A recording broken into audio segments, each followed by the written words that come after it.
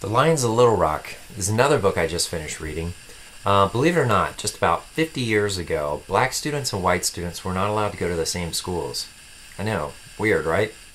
The philosophy was based on the large amounts of racism still present in the country at that time, and the policy was called separate but equal. Supposedly, black schools and white schools were located separately, but they were to have equal resources and teachers. Unfortunately, the truth turned out to be pretty different. Often, the only books the black schools had were the old ones that the white schools had gotten rid of, as they had brand new books.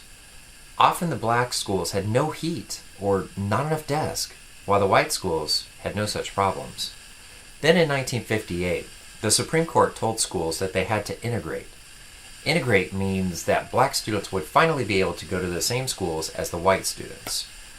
Most schools accepted this decision, and honestly, most people agreed that it was time for this, but there were some that resisted.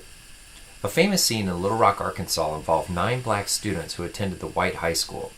The hatred and racism of many Little Rock residents made the situation so dangerous for these 9 that they actually called in the National Guard to bring order to this school and the community.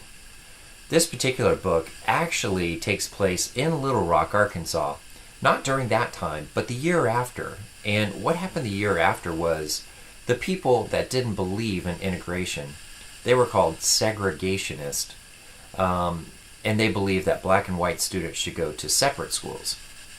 They, in order to avoid integration, they closed down all the public high schools in Little Rock, Arkansas, and which effectively shut off integration at that time. Well, in this story, the main character, Marley, is actually a middle schooler, so she still goes to school, but her big sister is a high school student, and so she actually has to move away and live with her grandmother during this book in order to go to school.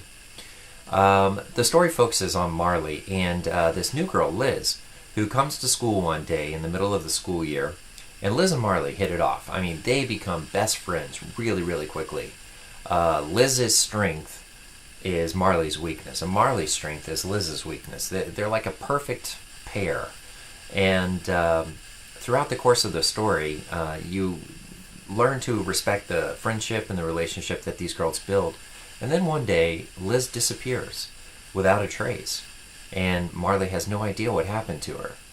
And if I were to go into any more detail, it would kind of ruin the story for you. So what I'll do is I'll just invite you to read this book. It was amazing. It was a great story about a relationship between these two girls, and it was an interesting time in history that you can learn more about from reading this book, and it was a very, very well written book. I think you'll like it. Lions of Little Rock.